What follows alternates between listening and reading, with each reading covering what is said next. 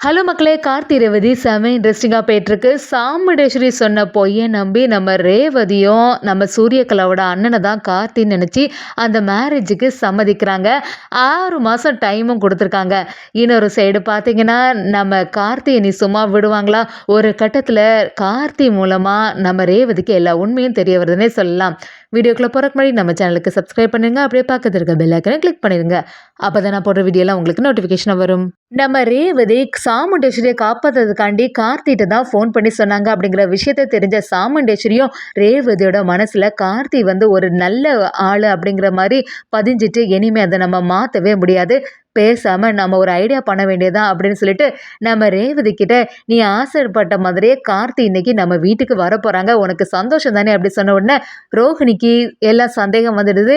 என்ன அம்மா இந்த மாதிரி சொல்ல மாட்டாங்களே, யாரா இருக்கும் திடீர்னு இப்படி சொல்றாங்களே அப்படின்னு கேட்கும்போது நம்ம சாமுண்டேஸ்வரி கிட்ட, என்னம்மா நீங்க சொல்றீங்க, நிஜமாவே கார்த்தி நம்ம வீட்டுக்கு வர போறாங்களா அப்படி சொல்லும்போது சாமுண்டேஸ்வரியும், ஆமா பின்ன ரேவதியே ஆசைப்பட்டுட்டா அப்ப கண்டிப்பா கார்த்தியை பார்க்கணும்ல அப்படின்னு சொல்லிட்டு நம்ம சாமுண்டேஸ்வரி கார்த்திக்காக காவல் இருக்கும்போது கரெக்டா வாசல்ல ஒரு காரம் நிக்குது. நம்ம ரேவதியும் அது கார்த்தி தான் சொல்லிட்டு ஆவலோட பார்க்கும்போது அது வேற ஆளா இருக்கு.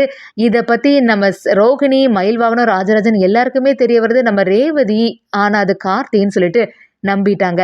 அதே சமயத்தில் சாமுண்டேஸ்வரியும், நீ யோசிச்சிட்டே இருந்தால அந்த கார்த்தி அவங்க தான் அப்படின்னு சொல்லிட்டு சொல்லும்போது நம்ம ரேவதியும் அது கார்த்தி தான் நினச்சிட்டு உங்களை பார்க்கணும்னு சொல்லி இத்தனை நாளாக நான் எங்கிட்டே இருந்தேன், நல்ல வேளை கரெக்டான சமயத்துக்கு நீங்கள் வந்துட்டீங்க, என்னோட அம்மாவோட உயிரை காப்பாற்றிருக்கீங்க, அது மட்டும் இல்லாமல் என்னை மயக்கத்தில் நான் இருக்கும்போது என்னை ஹாஸ்பிட்டலில் சேர்த்து என் உயிரையும் காப்பாற்றிருக்கீங்க, எல்லாத்துக்குமே ரொம்ப தேங்க்ஸ் சார். நான் ஏற்கனவே உங்கள்கிட்ட ஃபோனில் பேசியிருக்கேன்ல இதை பற்றி, நீங்கள் இந்த ஊருக்கு எவ்வளோ நல்லது செய்திருக்கீங்க, அதெல்லாம் பார்க்கும்போது எனக்கு ரொம்பவே சந்தோஷமாக இருக்குன்னு சொல்லிட்டு நம்ம ரேவதியும் சூரியகலாவோட அண்ணனை பார்த்து பெருமையாக பேசிகிட்டு இருக்காங்க. இதை பார்த்துட்டு இருந்த நம்ம மயில் வாகனமும் ராஜராஜன் கிட்ட, என்ன மாமா இங்கே நடக்குது, யாரோ ஒருத்தனை கூட்டிகிட்டு இப்படி கார்த்தின்னு சொல்லி நம்ப வைக்கிறாங்களே, இதெல்லாம் சரியே இல்லை அப்படி சொல்லும்போது நம்ம ராஜராஜனும், சரி விடுங்க மாப்பிள்ள, கொஞ்ச நேரம் பொறுமையாக இருந்து என்னதான் நடக்குதுன்னு பார்க்கலாம் அப்படின்னு யோசிக்கும் போது இது யாரா இருக்கும் அப்படிங்கிற ஒரு சந்தேகம் நம்ம மயில் வாகனத்துக்கு வந்துட்டு போகுது. சாமுண்டேஸ்வரி நம்ம ரேவதி கிட்ட, உன்னோட அத்தை பையன்தான், அதனால பேசாம நம்ம உறவு நல்லபடியாக நீடிக்கணும் அப்படின்னு சொல்லிட்டு நான் ஆசைப்படுறேன், பேசாம அவனை நீ மேரேஜ் பண்ணிக்கிறியா அப்படின்னு கேட்கும்போது நம்ம ரேவதி கொஞ்சம் வெக்கப்பட ஆரம்பிக்கிறாங்க.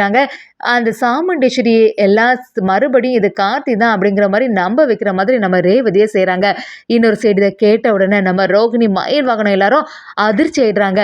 நம்ம மயில் வாகனமும் ஏற்கனவே கார்த்திக் கூட ரேவதிக்கு மேரேஜ் நடந்திருக்கு, இது எல்லாத்தையுமே மறைச்சிட்டு ரேவதிக்கு இப்படி இன்னொருத்தவங்க கூட மேரேஜ் பண்ணலாம்னு சொல்லிட்டு எப்படி அத்தை இப்படி முடிவு பண்ணாங்க அப்படி சொல்லும்போது நம்ம ராஜராஜனும், அதான் நான் ஏற்கனவே சொன்னல மாப்பிள்ள, இந்த சாமுண்டேஸ்வரி சீக்கிரத்தில் மாறக்கூடிய ஆளெல்லாம் கிடையாது, எல்லா விஷயத்துலையும் எவ்வளோ பிடிவாதமாக இருக்கா, இன்னைக்கு யாரோ ஒருத்தங்களை கூட்டிகிட்டு அது கார்த்தி தான் சொல்லி நம்ப வச்சிட்டு இருக்கா, நம்மளால் ரேவதிக்கிட்டையும் எதுவுமே தெளிவாக பேசவும் முடியலை அப்படி சொல்லிட்டு நம்ம ராஜராஜனும் மயில் வாகனத்திட்ட சொல்ல ஆரம்பிக்கிறாங்க. அதே சமயத்தில் நம்ம சாமுண்டேஸ்வரி ரேவதியோட மனசை மாற்றி, எப்படியாவது இந்த மேரேஜ் நல்லபடியாக நடந்துன்னா நம்ம குடும்பம் நல்லபடியாக ஒன்று சேரும் இல்லை ரேவதி, எல்லாமே உன் கையில் தான் இருக்குது அப்படி சொல்லும்போது ரேவதிக்கு கார்த்தியை பிடிக்க ஆரம்பிக்குது.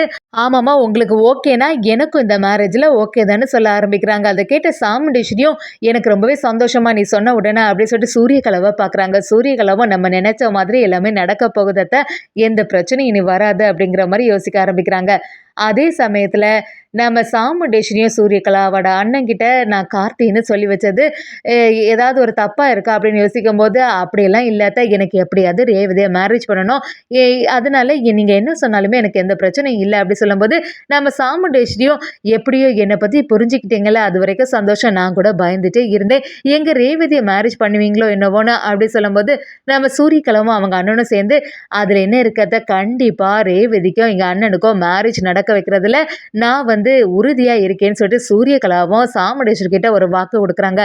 அதே சமயத்தில் நம்ம ரேவதியும் அது கார்த்தி தான் அப்படின்னு நம்பி ரொம்பவே சந்தோஷத்தில் இருக்கும்போது ரோஹிணியோட மனசு மட்டும் கேட்கவே மாட்டேங்குது. அப்படியே மயில் வாகனத்திட்ட என்னங்க இங்கே நடக்குது, யாரோ ஒருத்தங்களை கூட்டிகிட்டு கார்த்தி தான் சொல்லி நம்ப வச்சு ரேவதியும் இப்படி சம்மதிச்சிட்டாலே, என்னால் இதெல்லாம் தாங்கவே முடியலை அப்படி சொல்லும்போது நம்ம மயில் வாகனமும், உனக்கே இப்படி இருக்குன்னா இதை மட்டும் கார்த்தி சகலைக்கு தெரிஞ்சுன்னா அவர் என்ன யோசிப்பார் அப்படின்னு கேட்கும்போது, ஆமாம் அதனா என்னால் தாங்க முடியலைன்னு சொல்லிட்டு நம்ம ரோஹிணியும் எப்படியாவது ரேவதி கிட்ட பேசணும்னு சொல்லிட்டு நம்ம ரேவதியை பார்க்க போகிறாங்க.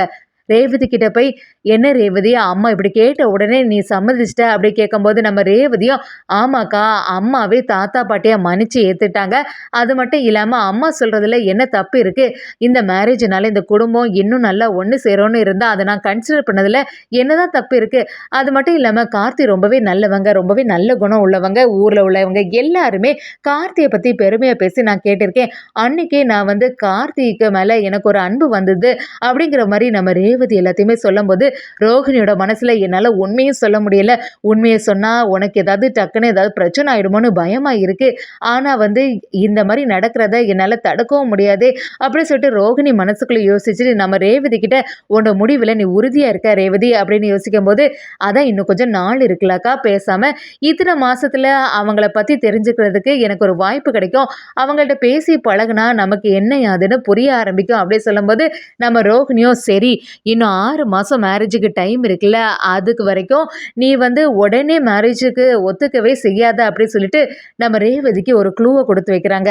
அதே சமயத்துல இது எல்லாத்தையுமே நம்ம சாமுண்டீஸ்வரி ஜன்னல்லேருந்து பார்த்துட்டே இருக்காங்க. ரோஹிணி வந்து ஏதாவது நேரத்துல உண்மைய உளறி கொட்டிடுவாளோ ரேவதி கிட்ட. இப்ப என்ன செய்றது?